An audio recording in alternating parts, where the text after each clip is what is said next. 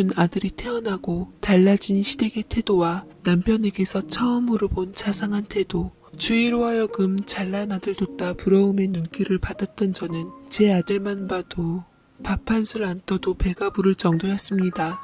거기다 타고난 이타적인 착한 마음씨와 부모 중 잘난이가 없는데 누굴 닮아 머리도 똑똑하고 총명한지 학원하나 과외 한 번 안 시켰는데도 우리나라에서 제일 좋은 대학을 떡하니 합격해 제게 또 한 번 눈물을 쏟게 한 자랑스러운 아들이었네요. 제게 대학 합격 소식을 들려주었던 아들은 서슬퍼런 동장군이 봄 기온에 채 물러서지 않을 때였는데 오는 절 안고 이리 말해주더군요.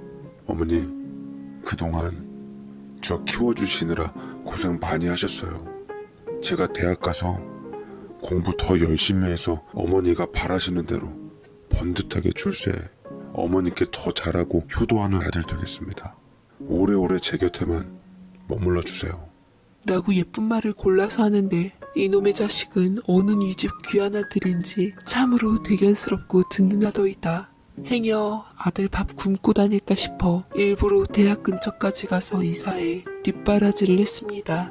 군대 갔다 전역한 후 아들은 더욱더 믿음직스럽고 늠름한 자태로 제 곁으로 돌아왔고 학교 복학 후 열심히 좋은 직장 자리를 얻으려 공부하는데 아무래도 영어가 중요한지라 공부를 위해서 교환학생으로 미국에 다녀온다고 해서 또 한 번 저민 가슴을 내려놓고 아들을 보낼 준비를 해야 했네요. 그런데 유독 아들을 보내기 며칠 전부터 꿈자리가 뒤숭숭하니 사나워 제 마음이 들쑥날쑥하니 어찌할 바를 모르겠더군요. 촉이 좋은 저는 꺼림칙하여 아들을 불러 세워놓고 얘기했습니다. 얘 정기야, 너 미국에 안 가면 안 되겠니?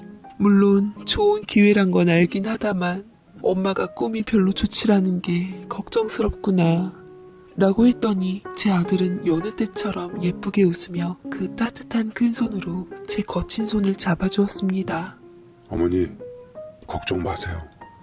저 가서도 어머니께 연락 자주 할 테니까 아무 걱정 마시고 조금만 참고 기다려주세요. 꼭 좋은 모습으로 다시 어머니 곁으로 올게요. 제 곁으로 온다는 말을 힘을 주며 하는 아들은 꼭 가고자 하는 의지가 엿보이더라고요. 저는 몇 번이나 아들을 말렸지만 아들은 제게 처음으로 고집을 피웠습니다. 생각해보면 그게 아들이 제게 처음으로 한 반항이었을지도 모르겠어요. 별 수 없이 다 큰 아들 언제까지 붙잡아 놓을 수도 없으니 애써 불안감을 재우고는 좋은 마음으로 보내기로 했죠. 허나 그것이 실수였다는 것을 저는 1년 후에야 깨달았습니다. 졸업도 하지 않은 아들이 1년 후 귀국했을 때 어느 앳돼 보이는 여자를 데려왔더라고요. 세상 하늘이 참으로 깜깜해지더이다. 어머니, 저 이 여자와 결혼하려고 해요. 제 아이를 가졌고 몇 달 뒤면 태어날 거예요. 부디 어머니께서 제 안사람들 여자 예쁘게 봐주시고 친딸처럼 잘 아껴주셨으면 좋겠습니다. 라고 말을 하자마자 당시 꿈이 뒤숭숭하더니만 이러려고 그랬나. 감을 잡고도 결국 보낸 것이 제 발등을 제가 찍은 것 같아 못내 속이 일었습니다. 제 아들을 뺏어간 질투심이었는지 앞으로 승승장구할 내 새끼 앞길을 막은 미움 때문이었는지 그 어린 여자가 곱게만은 안 보였습니다. 실은 아들이 간 후 제 주변에서 저희 아들을 좋게 본 사람들이 저마다 집안 좋은 고운 여자들을 소개시켜줬는데 아들이 졸업한 후 보겠다고 달래며 금의 환영하기만을 기다렸는데 뭐? 딱 보더라도 어디서 굴러온지도 모르는 여자를 내 앞에 신부감이라고 감히 내 며느리 될 여자라고 소개를 시켜? 분명 평소에 여자 조심하고 여자 잘 만나야 한다고 수백 번, 수천 번 탈렀거늘 이건 제게 엄연히 배신이고 도전이었습니다. 그 여자를 면전에 대놓고 무시한 뒤 아들을 꾸짖었죠. 졸업도 안 한 녀석이 무슨 배짱으로 여자를 데려오고 가정을 가지겠다고 해. 너 도대체 정신이 있니 없니? 이런 식으로 네가 엄마를 실망시킬 줄은 몰랐다. 됐고 당장 이 여자랑 끝내고 공부나 열심히 해. 라고 못 박아두었더니 아들이 뭐라 하기도 전에 여자가 먼저 제 손을 잡으며 애원하더군요. 어머니, 제 뱃속에 어머님 손주 있어요. 저희 서로 너무 사랑하고 헤어질 수 없어요. 부모님께서도 안 계시고 아무것도 없는 제게는 정기 씨가 전부예요. 제가 정기 씨한테 부족한 건 알지만 제발 절 좋게 받아들여 주시고. 아가씨한테 어머님 소리 들을 이유 없네요. 앞으로 내 아들하고 연락 끊고 그 아기 나중에 유전자 검사해서 우리 아들 아이가 맞다 하면 합당한 금액으로 쳐줄 테니 다신 우리 앞에서 얼씬도 말아요. 라고 얘기를 하니 여자의 얼굴이 무너질 듯 구겨지며 자리에서 엉엉 울어제끼고 보더군요. 그 모습조차 요망하고 끼부리는 것밖에 보이질 않아 저는 아들을 억지로 데려오려고 했으나 아들은 제 뒤통수를 치고 그 여자와 함께 가버렸습니다. 저는 몇 번이고 아들에게 연락하며 강요도 해보고 사정도 해봤지만 그 교활한 것이 어찌나 우리 아들을 홀려놨는지 정신을 차릴 새도 없이 무조건 여자를 책임지겠단 말만 하더라고요. 예전에 저밖에 몰랐던 아들의 달라진 모습에 저는 매우 충격을 받았고 이 모든 것이 다 그 여자 때문이라고 책임을 돌리며 아들에 대한 미움까지 그 여자 몫으로 전가시켰네요. 그래, 네가 어디까지 하나 보자. 그래도 에미와 함께한 시간은 수십 년이고 그 여자와 함께한 시간은 고작 1년인데 그래도 내가 피부치고 에미인데 잠깐 만난 여자에게 홀려 설마 에미를 버리진 않겠지라는 심정으로 기어코 아들에게 절연선언을 했습니다만 소용없었고 그 여자와 결국 결혼을 하고 혼인신고까지 하고야 말았습니다. 이것이 절망인가 싶었네요. 내 모든 것이었던 아들이 날 버리고 내가 제일 미워하는 여자와 결혼까지 하다니 받아들일 수가 없었습니다. 제 생각대로 아들은 돈 때문에 학교를 휴학한 후 일자리를 구했고 능력을 채 인정받지 못한 작은 회사에서 쥐꼬리만한 월급을 받고 월세방에서 생계를 이어나가게 되었습니다.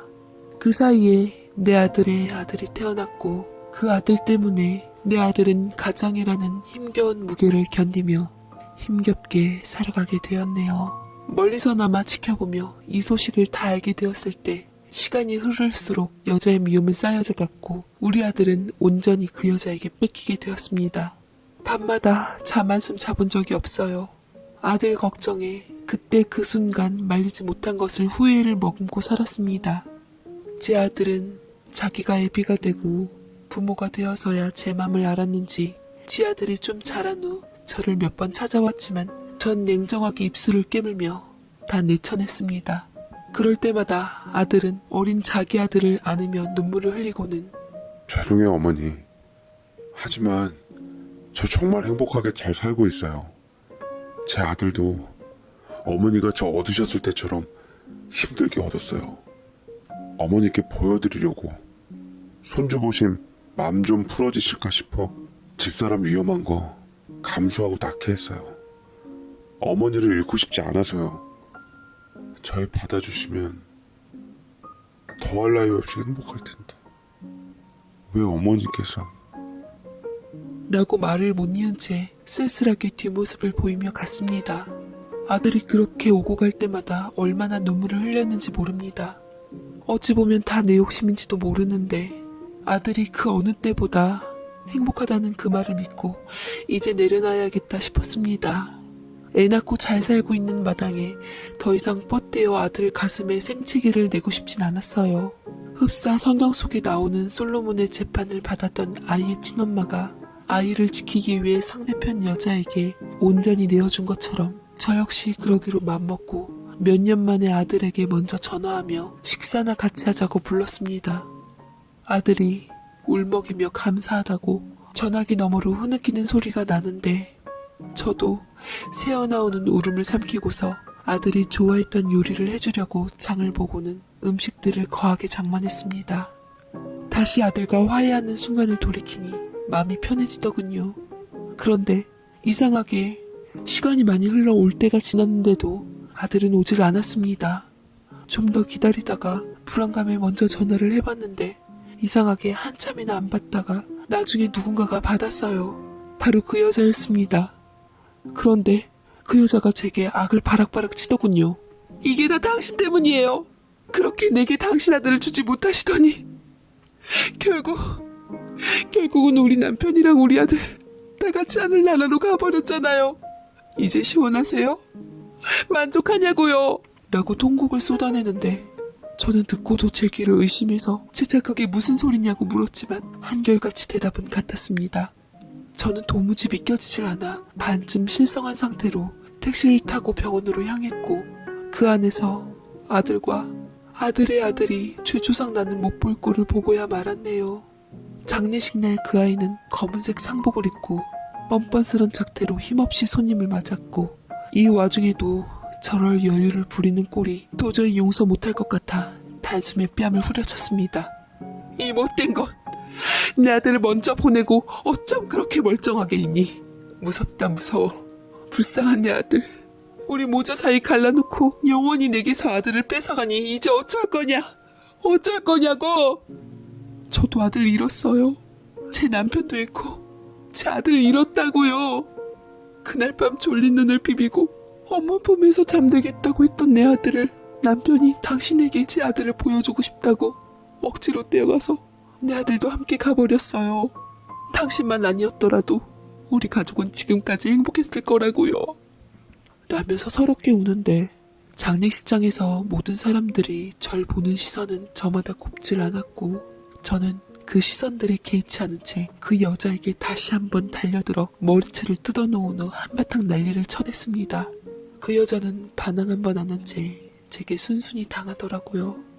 주변 사람들 덕분에 겨우 말려지긴 했지만 아들 잃은 억하심정과 억장이 무너지는 심정은 어떻게 보상받을 길이 없었습니다. 한바탕 그 난리를 친 후 그 여자는 초점 없는 눈빛으로 허공만을 응시한 채 시간을 보내었고 저 역시 마찬가지로 통곡하고 난리치고 원망하는 순서를 반복한 뒤 결국 기운을 다 뺀 채 그 아이와 마찬가지로 멍한 상태가 되었습니다. 내 아들 발인식에서도 한참 서글픈 곡소리를 이어나가다가 귀하고 아꼈던 그토록 사랑스러웠고 눈에 넣어도 아프지 않을 내 아들을 내 품 안의 자식을 하염없이 그렇게 보내고야 말았습니다. 내 뱃속에서 작은 생명의 심장 뛰는 소리를 느꼈을 때부터 단 한순간도 소중하지 않았던 사랑하는 아들을 잃은 어미의 심정을 그 누가 알까요? 지혜 혼자 감정에 취해 아들과의 행복했던 추억을 곱씹으며 힘들게 보내줘야만 했을 때 멀지 않은 곳에서 나처럼 아들 잃은 그 아이가 나와 똑같이 어미로서의 서러운 눈물을 토해내며 자기 아들을 보내는 것을 문득 발견하고서 나는 그제서야 그 아이 심정 또한 어느 순간 헤아릴 길이 있었습니다. 그 아이도 어미였고 나도 어미였고 우리 둘 다 아들을 잃은 생떼 같은 자식을 지키지 못해 먼저 보낸 죄인들이었습니다. 강가에서 한참 울음으로 눈물을 모아 아들을 떠나보낸 후 저는 그 아픔을 이기지 못한 채 혼절하고 말았네요. 그리고 눈을 떴을 때 아마도 이곳은 아들이 그 여자와 살고 있었던 집이었던 것 같았습니다. 주변에는 아들의 흔적들이 녹아 있었는데 아들이 생전 입었던 옷들이며 가방이며 간간히 있는 액자와 아들의 필체가 서렸던 책들까지 울컥 감정이 올라와 눈물이 절로 나려는데 문득 앨범들이 눈에 보이더군요. 한 권을 꺼내보니 결혼식 때 사진들과 자신의 첫 아들을 낳아서 그 여자와 함께 찍었던 사진들, 가족여행 사진들, 돌잔치나 생일잔치 했던 소소한 가족들의 행사 사진들이 있었는데 어찌나 하나같이 행복해 보이는 사진들 뿐인 건지 어미 곁에 있을 때와는 다른 아빠로서 남편으로서 행복감으로 넘쳐나더이다. 어쩌면 내 욕심 때문에 아들을 괴롭게 하고 절망에 빠뜨린 건 아닌지 가짜는 오만과 편견에 사로잡힌 나로 인해 이렇게 된 건 아니었는지 죄책감으로 번지기 시작했네요. 그때 그 아이가 제 기척을 느꼈는지 노크소리와 함께 안으로 들어왔고 그 아이는 제게 통장을 하나 내밀었습니다. 남편이 어려운 살림에도 조금씩 모아놓은 돈이에요. 모아서 어머님 편한 집 한 채 사드리겠다고 했는데 비록 집은 사지 못했지만 남편의 마음이 들어간 것이니 어머님께서 가져가세요.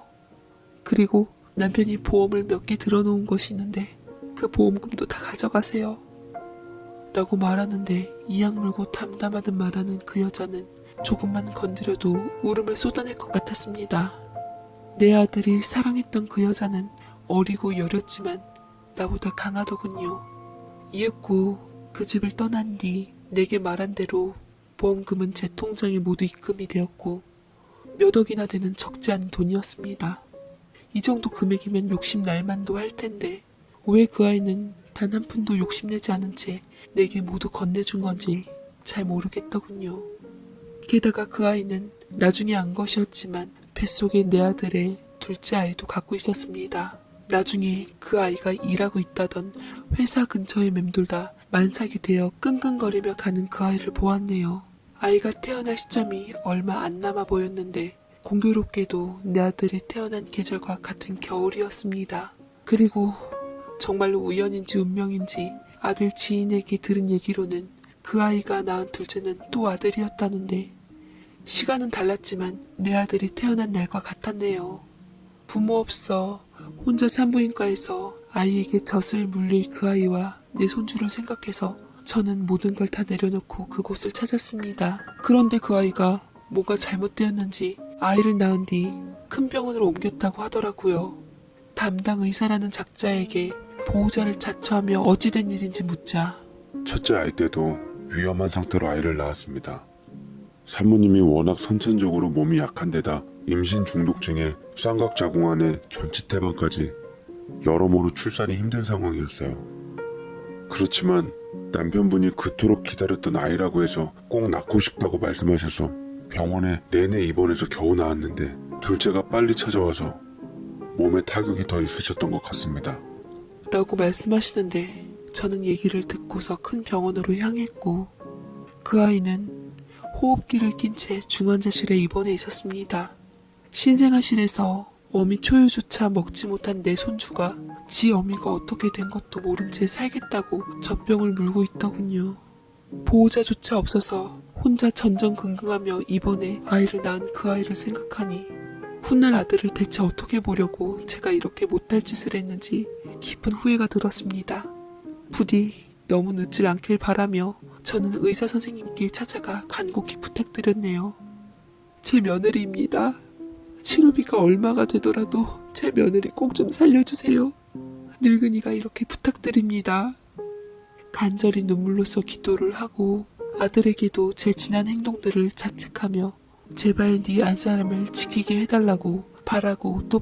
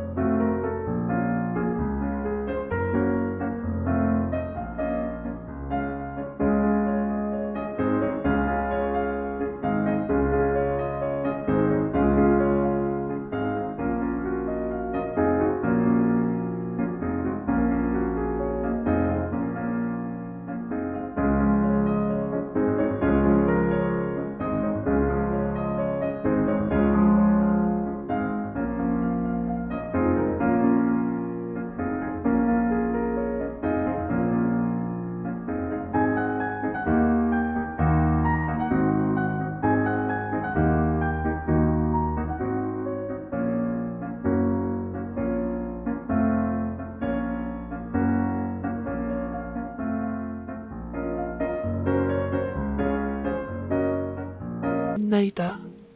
그런 간절한 제 맘이 하늘을 두드렸는지 갑자기 중환자실 앞이 분주해지기 시작했네요.